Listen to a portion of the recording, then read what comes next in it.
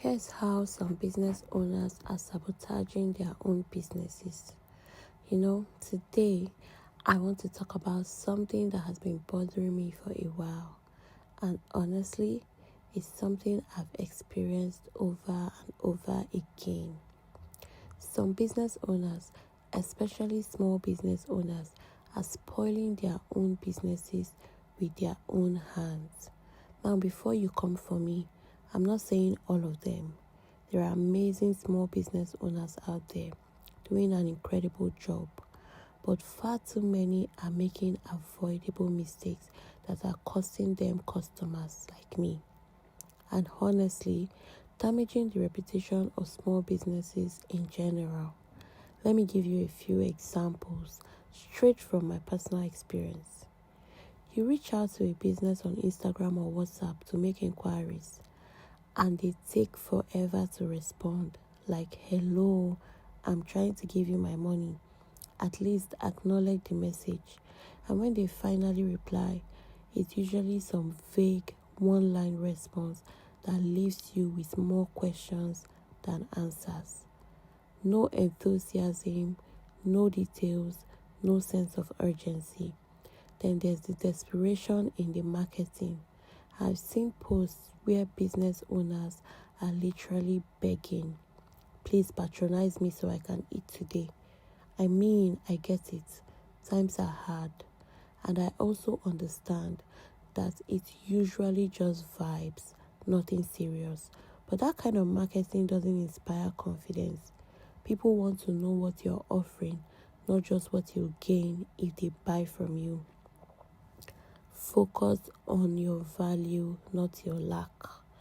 Another thing I've noticed in this weird pressure some business owners put on their customers, they'll ask you for tips, ask for payments even before you both reach a conclusion, or even expect you to help advertise their business for free.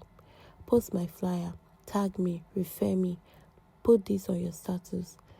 They even get upset when you don't. Like, why am I doing your marketing job for you? If I love your service, I'll recommend you, but don't you trip me into it. And let's talk about professionalism or the lack of it. Some of them don't even try. You pay for a service and suddenly they are blowing up your phone like debt collectors. Have you sent the balance? Send it now. No structure, no invoice, no clear communication, just vibes and desperation. And my personal favorite is price hiking based on how you look or who they think you are. If you appear well dressed or they suspect you have money, the price goes up instantly. No price list, no consistency, just vibes.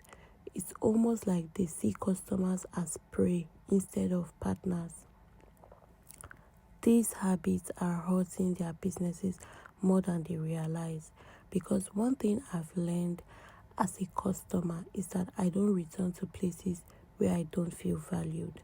I don't keep supporting people who make me feel like I'm doing them a favor rather than receiving a service.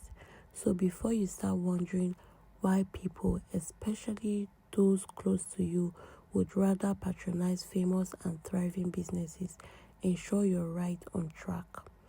Professionalism, branding, customer service, these are not luxuries, they are necessities. And if you're not willing to learn and grow in these areas, then maybe you're not ready to run a business yet. Because let's be honest, it's not enough to just have a good product or service. How you present it and how you treat people is what makes the difference. Anyway, that's my little rant for today. I say this with love and a little frustration because I really want to see small businesses thrive. But for that to happen, we need to do better. We need to stop sabotaging our own success with bad habits. Here's the truth. Most of these business owners are hardworking people, but hard work isn't enough. You have to be intentional about your branding, your customer service, and your professionalism. If you want people to take us seriously, we need to start taking our businesses seriously. That means respond on time, market with purpose, treat every customer with respect, and let your work speak for itself. In short, to grow your small business, act big in mindset, be professional, be intentional, be consistent. Excellence is the best marketing. Again, I say thank you for watching my video until the end. Until next time, bye. Hold on, before you go, please do not forget to subscribe to my channel if you haven't already done so. Thank you.